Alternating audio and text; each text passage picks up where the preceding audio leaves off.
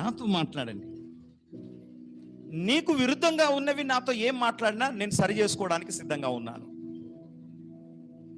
నాతో మాట్లాడండి దేవా, నీ వాక్యాన్ని నాకు పంపు దేవా, నీ వాక్యముతో నా జీవితాన్ని సరి చేసుకుంటాను అని నువ్వు ఇంటి దగ్గరనే ప్రార్థన చేసుకొని బయలుదేరి కూర్చొని వినేటప్పుడు మంచి మనస్సుతో వినాలి.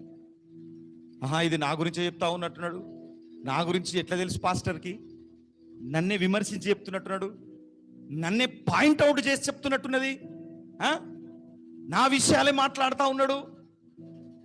నేను ఎవరి గురించి పాయింట్అవుట్ చేసి చెప్పను.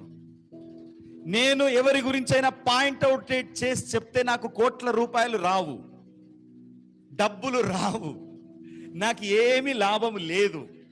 హల్లెలూయా. ఏమైనా లాభం ఉంటుందా అమ్మా మీ గురించి ఎత్తిపట్టి చెప్పడానికి? ఏమీ లాభం లేదు.